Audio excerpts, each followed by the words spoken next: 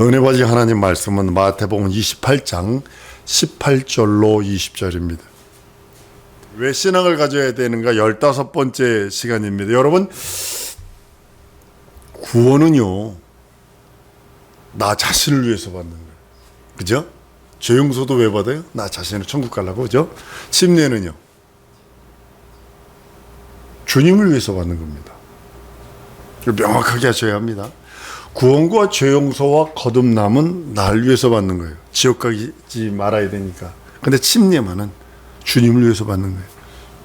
누구든지, 이 고백이거든요. 주 앞에, 예수 앞에 고백이. 누구든지 예수를 내 구세주 내 하나님 내 주로 시인하고 고백했다면 그 사람은 침례를 통해서 자신이 주 예수의 명령에 주 예수 앞에 순종합니다.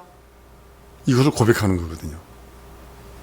침례는 다시 말하면요, 주님과 생사를 함께한다, 생사를 같이 한다는 고백입니다. 그리고 연합한다는 것입니다. 내가 주와 연합합니다.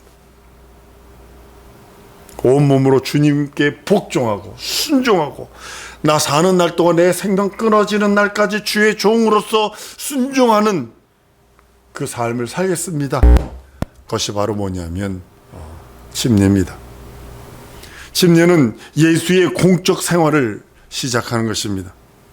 예수께서 침례 받으신 후에 그때부터 그것을 뭐라고 그랬냐면 예수의 공생이라고 그럽니다. 그 전까지요, 침례 받기 전까지는 예수의 사생활입니다. 공식으로 처녀 몸으로 잉태해서 태어나신, 그것도 엄청난 이적이요, 엄청난 센세이션인데, 침례 받기 전까지를 사생활로 취급을 합니다. 예수란 이름 본래는 아버지 이름인데 아들에게 주어서 그 이름을 가지고 오셔서 그 사생활 때에 개인이 그 이름으로 한정합니다. 사용하는 그 이름으로 산정을 합니다. 그런데 공생이 되어 침례를 딱 받는 순간에 이제 공적인 이름이 되어버립니다. 그 이름으로 귀신 쫓고, 그 이름으로 능력 행하고, 그 이름으로 하늘의 이적과 표적을 행하는 모습을 봅니다. 다시 말하면요, 침례 받은 후부터 예수 이름은 하나님의 아들로서의 신분 예수를 나타내고 하나님의 이름, 아버지의 이름을 드러내는 것이 침례를 그 기점으로 하는 것입니다. 예수께서 최초로 공식적인 일을 시작하려 하실 적에 먼저 금식을 합니다. 그리고 40일 마친 다음에 마귀의 시험을 받습니다. 여기 마귀란 이름이 임금이란, 마왕이란 그런 뜻입니다. 혹은 권세를 가진 자, 이런 뜻이기도 합니다. 사단과 동일한 뜻인데요, 사단과 마귀는 대적하는 상대에 따라서 다르게 쓰임 받습니다. 사단 그러면 하나님을 대적할 때 쓰는 거고, 마귀 그러면 하나님과 인간을 이간할 때 이렇게 쓰는, 보편적으로 이렇게 보시면 쉽게 우리가 알 수 있습니다.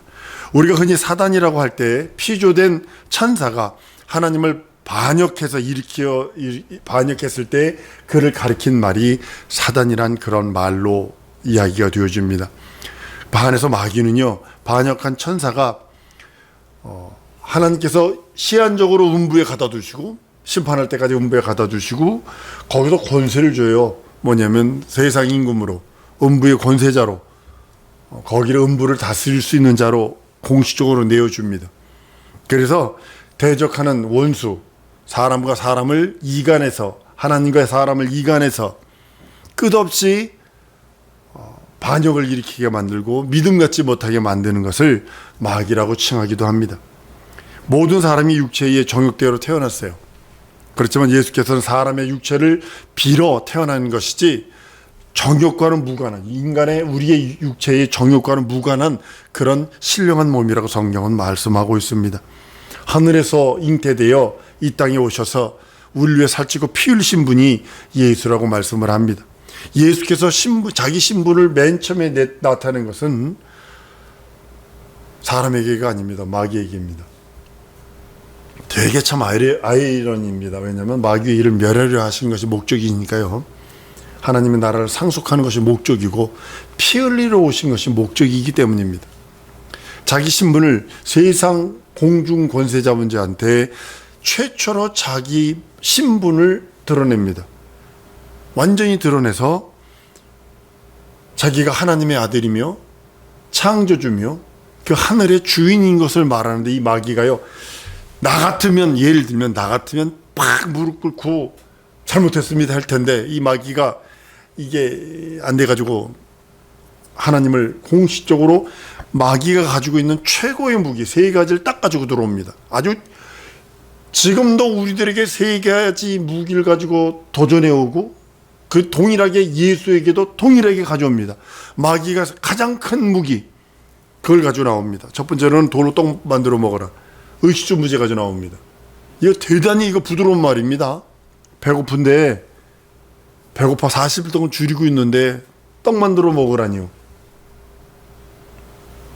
배고픈 자에게 먹으라는 것보다 더 좋은 말이 어디 있나요? 그런데 이것이 문화적인 물질적 문제로서 여기서 보면 이것이 인본주의가 여기서부터 출발되는 겁니다. 두 번째는 신앙의 문제를 걸고 나요. 높은 데 뛰어내려라. 하나님이 너를 이렇게 받들어 줄 거야. 세 번째는 내게 경배해라. 정치적인 문제입니다. 내가 이 모든 영화를 다 줄 수 있어. 마귀가 예수를 시험할 때 최대의 무기, 마귀가 쓸 수 있는 최고의 무기를 썼다라면 예수님도 마귀를 대항할 때 최고의 무기를 씁니다. 오전 말씀을 기억하시면 됩니다. 말씀을 가지고 탁 나타납니다. 기록된 말씀입니다. 본인이 하나님인데도, 품속에 계신 독생하신 하나님인데도 대적하는 언어를 뭘 쓰냐면 이 까불어 새끼 내가 네 주인인데 이러지 않는다고요. 기록하였을 때 어떻게 말씀으로 살아라. 떡으로만 사는 거 아니야. 말씀으로 사는 거야. 높은 데서 뛰어내라. 그러니까 뭐라 그러냐면 하나님을 시험하지 마. 그리고 우상숭배 내게 절해라. 그러니까 하나님께만 경배해야 돼 라고 하면서 얘기합니다. 예수께서 시험을 물리치실 때 첫 번째, 두 번째는요, 물질 문제와 신앙 문제는요, 그냥 사람을 대적하는 그런 그냥 마귀라는 호칭으로서 물리칩니다. 그러나 세 번째, 하나님을 경배하고 하나님 앞에만 찬양하고 하나님 앞에만 예배하고 하나님 앞에만 나아가야 되는 것에 대한 사단이라는 단어를 씁니다. 완전히 다른 단어를 사용하는 것을 보게 됩니다. 그래서 사람과 사람을 이간할 때는 마귀가 끝없이 이간질합니다. 그래서 여러분들 무슨 단체든 교회든, 전 LA에서요, 저 우리 선배님 교회인데 250명 모이던 교회가 5명 모이는 걸 봤어요. 250명이 모인 교회인데 장로가 주일날 골프 치러 갔거든. 그러니까 목사님이 치리를 했어요. 그 치리하는 방법을 불러다 얘기를 했더니 뭐라고 그랬냐면, 아주 대단히 점잖으신 분입니다. 장로가 주일날 골프 치러, 주 예배 안 드리고 골프 치러 가면 이거 안 되니 나오셔서, 강대상에 나오셔서, 앞에 나오셔서 내가 여차해서 잘못했습니다 라고 하십시오. 나오더니 문을 차고 나가버렸어요. 내가 욕지거를 하면서 나갔어요. 그리고 그 장로가 그 나머지 성도들 다 데리고 나가버렸어요. 5명 남았어요, 그게. 여러분들 잘 생각해야 됩니다. 무엇 때문에? 말 때문에 문제가 되는 거예요. 말 때문에. 한번 따라 하십시다. 하나님 앞에 절대로 겸손하리라. 그 장로가 마지막 카드, 회개할 카드를 버려버렸어요. 그 사람은 영원토록 하나님 앞에 버림받습니다. 회개할 기회를 놓쳐버렸어요. 뭐 다른 데 가서 하면 되지. 아니요. 그건 영원토록 하나님 앞에 범죄입니다. 난 여러분들에게 부탁합니다. 마귀는 대적하세요. 그러나 영적인 사단적인 것, 하나님 앞에 경배하고 찬양하고 하나님 앞에 예배하는 것은 사단입니다. 그것을 방해하는 자는 사단적입니다. 여러분들, 예수께서 아버지 이름으로 오셔서 십자가에 달려 죽고 부활하셔서 하나님 보좌 우편에 올라가신 다음에 이후로는 예수 이름으로 성령께서 우리 심령 속에 오십니다. 그것이 임마누엘의 하나님, 나와 영원히 함께 하시는 이름. 절대로 하나님의 형상을 우리들에게 주시지 않았어요. 예수가 마치 이 땅에 메시아로 딱 나타나셔서 형상으로 우리에게 보여줬다라면 지금도 그 형상 따라 끝없이 저거 될 것입니다. 근데 하나님은 그 형상을 주신 것이 아니라 그 이름을 주셔서 성령으로 말미암아 그 이름을 경배하고 그 이름 앞에 부정하고 그 이름을 높이며 찬양하도록 성경은 말씀하고 있다는 사실입니다. 우리에게 오신 이름, 예수 이름, 그 임마누엘의 이름이, 그 예수 이름은 우리에게는 하나님의 이름이요, 아버지의 이름이요, 아들의 이름이요, 성령이 임하시는 이름이요, 다른 말로는 하나님의 나라의 이름입니다. 성경은 여러 곳에서 그렇게 말씀을 합니다. 나는 아버지 이름으로 왔음에, 요한복음 5장 43절에, 요한복음 17장 12절에도 내게 주신 아버지 이름으로 저희를 보존하여 지키게 하시옵소서. 우리 예수님의 명령은 들어도 되고 안 들어도 되고가 아닙니다. 왜냐하면 예수님께서 하신 말씀은 자기 자의로 한 것이 아니라 아버지의 말씀을 그대로 전해준 거예요. 초림 예수님이 이 땅에 오셨을 때는 어느 면에서는 통로요 매개체와 같아요. 예수 그리스도 그 자체가 이 땅에 오신 이유는 피 흘리러 오셨어요. 그리고 아버지의 메신저로 오셨어요. 아버지께서 전해주시려고 하는 그 뜻, 아버지께서 우리들에게 행하시기 원하는 그 뜻을 그대로 전해주는 그 역할을 하신 거예요. 물론 오셔서 살찌고 피 흘리심으로 우리의 구주가 되셨어요. 우리의 죄를 사하시고 영원한 영생의 능력과 이적과 표적을 주시건 당연한 것입니다. 그러나 예수께서 오셔서 우리들에게 그 아버지의 말씀을 그대로 전해주셨어요. 이 말씀은 들어도 되고 안 들어도 되고가 아닙니다. 아버지의 말씀이니까 순종만 있어야 돼요. 재림 예수님께서는 뭐라 그러냐면, 다시 오시는 예수님은 내가 한 말이 너희를 심판한다고 그랬어요. 정죄한다고 그랬어요. 이건 뭐냐면 아버지의 말씀으로 인해서 이제는 그 말씀을 예수께서 대언해서 전해주었는데 이제 재림 예수께서 돼서 이 땅에 오실 때는 그 말을 가지고 형벌한다는 거예요. 심판한다는 거예요. 행한 대로 내가 갚아주겠다는 거예요. 아버지와 아들과 성령의 이름으로 침례를 주라고 성경은 말씀을 합니다. 여기서 알 것은 침례와 세례는 엄격하게 구분된다는 것을 우린 잘 알 수 있습니다. 침례의 기원은 예수께서 명령입니다. 하나님께 대한, 예수 그리스도께 대한 순종의 표시로서 받는 것이 침례입니다. 세례는요, 로마 카톨릭 그 교황에 대한 순종의 표시로서 그쪽으로 올라가는 것을 보게 됩니다. 세례의 뿌리 원인을 계속 발견해 찾아온, 그러니까 피 흘린 발자취라는 책을 보면 로마 카톨릭이 나옵니다. 여러분, 바티즘이란 뜻은 뭐냐면 사람이 물 아래 있다 이런 뜻입니다. 물에 잠겼다 이런 뜻이 있습니다. 로마 카톨릭에서는 이것을 상징으로 묘사해 버렸어요. 그리고 물만 찍어주는 행위, 의식, 약식으로 모든 것을 변주시켜 버렸어요. 아니, 주님은 명령이 있거든요. 아버지와 아들과 성령의 이름. 신구약 성경에서 유일하게 아버지와 아들과 성령의 이름으로 행하는 것이 딱 하나 있는데 침례입니다. 더 나아가서 많은 그 세례를 받았던 사람들이 마음을 돌이켜요.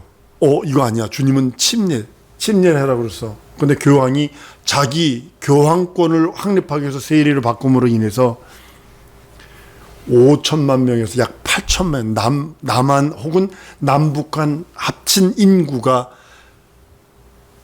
1260년까지 거의 학살당합니다.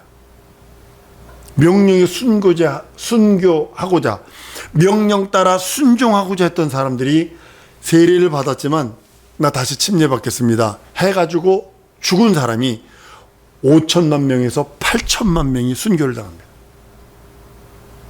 가톨릭 8천만 명이라는 것을 보통 이제 신학자들이, 우리 기독교의 신학자들이 기록한 건 한 5천만 명 되는데, 8천만 명이라는 걸 누구냐면 그 신부였는데, 신부 중에서도 그 예수의 신부만이 볼 수 있는 그 책들이 있고 들어갈 수 있는 그 공간이 따로 있답니다. 도서실도 예수의 사람들 중에 높은 계급이 있는 사람들이 들어가는 곳이 따로 있대요. 근데 예수의 사람이었던 사람이 돌아섰어요.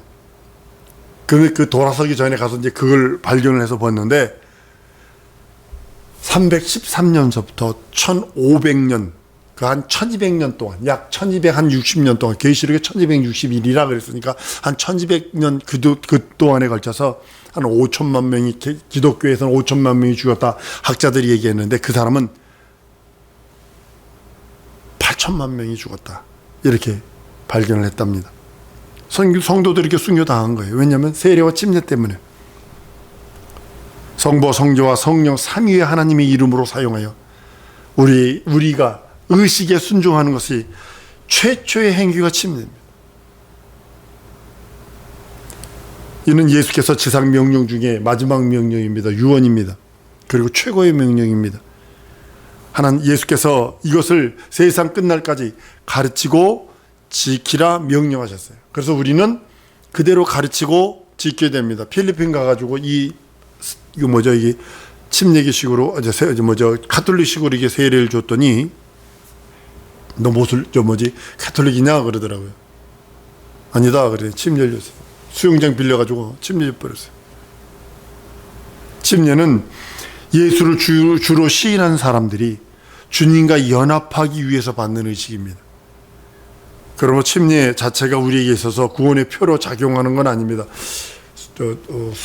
침례교 중에 어떤 교파는 침례 받아야 구원받는다 이렇게 표현해요. 이거 거짓 중보입니다. 이거 침례가 중보가 되어버렸잖아요.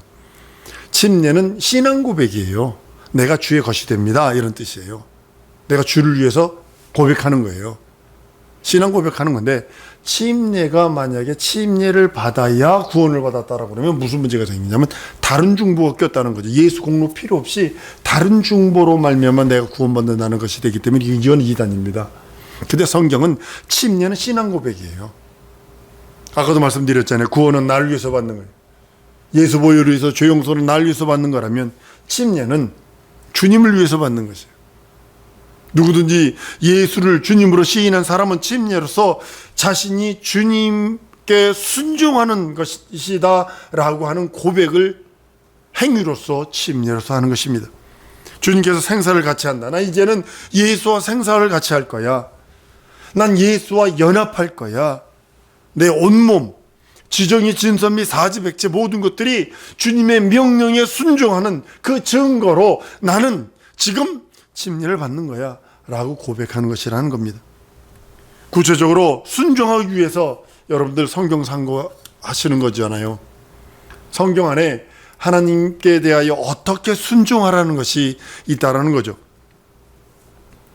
난 알라스카에서 너무 치명적인 충격적인 사람들을 너무 많이 발견해서 그렇습니다. 자기가 돈 없으면 11조도 없어. 다 땡겨 먹어. 이거 하나님 빌리는 거예요. 빌리는 거예요 하면서 다 땡겨 먹어. 그것도 못하면서, 그것도 순종 못하면서 다른 걸 한다? 그냥 거짓말입니다. 우리가 말씀의 순종을 명령으로 받을 때 비로소 우리 영혼 속에 하나님의 생명이 넘치는 거예요. 한번 따라합니다. 하나님의 말씀을, 예수 말씀을 명령으로 받아야 내 영혼의 양식이 된다. 잘 들으셔야 합니다. 명령으로 받지 않으면요, 절대로 하나님의 말씀은 내 영혼의 물과 기름처럼 분리가 됩니다. 그건 2000년 전에 한 말이고, 그치, 내게는 내 현실과 내 상황과 내 처지에는 안 맞아. 이거는 과학적으로도 안 맞고 이렇게 나오는 거예요. 과학적으로도 안 맞고 현대 상황적으로도 안 맞고 이 철학적으로도 안 맞고 모적으로도 안 맞고 이렇게 되는 거예요. 예수 말씀을 명령으로 받을 때 내 영혼의 양식이 되고 영생이 되고 하나님의 약속이 되고 믿음이 되는 거지, 만약에 그 하나님의 말씀, 예수의 말씀을 명령으로 받지 않으면요, 하나님의 약속도 없고 믿음도 없고 영생도 주어지지 않는 것입니다. 그래서 우리는 하나님의 말씀을 명령으로 받아야 돼요. 그래야만 내 영혼의 양식이요, 내 영혼의 능력이 되는 것입니다. 우리가 말씀으로 산다는 것은요, 순종을 의미하거든요. 우리의 순종을 의미하는 거거든요. 시몬 베드로가 그러죠. 내가 말씀에 의지하여 그물을 내리리다. 생각해 보세요. 직업이 베드로는 어부고 전문가고 평생 어부고 예수는 목수입니다. 전직. 그럼 완전히 뭐가 틀리냐면 직종이 틀려요. 근데 깊은 데 가서 그물 내려라. 153마리가 잡힐 리가 있냐는 거죠. 근데 베드로는 그럼 말씀에 의지해서, 한번 따라합니다. 말씀에 의지해서. 한 번 더 말씀에 의지해서.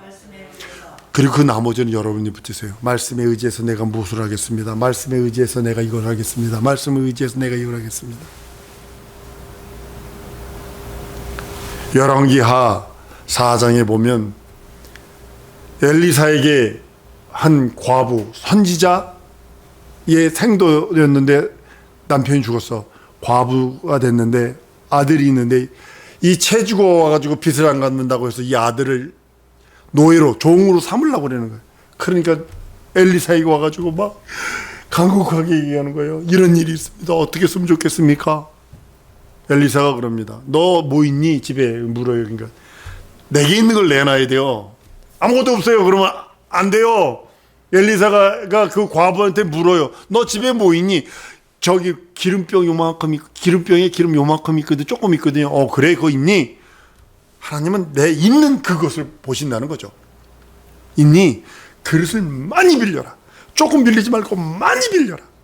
그냥 많이 빌립니다. 아들은 빌려다 갖다 댑니다. 그럼 엄마는 계속 따르는 겁니다. 그럼 가득 차면 내놓고 또 빌려다가 또 차고 하다가 맨 마지막에 그릇이 더 이상 없는데요. 기름도 끊어졌더라 이렇게.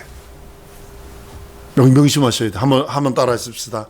내 것을 주께 내놓으리라. 내 것을 주께 내놓지 않으면 절대로 이적 없어요.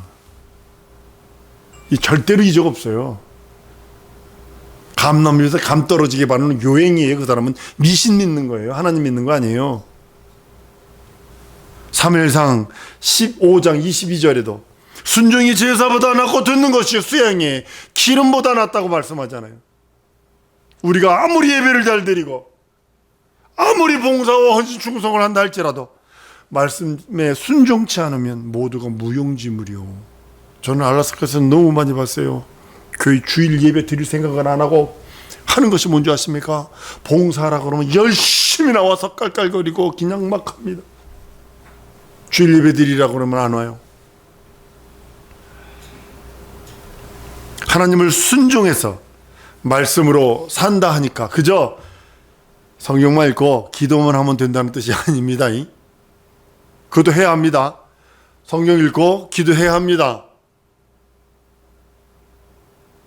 여러분들 밥 먹기 위해서 뭐 해요?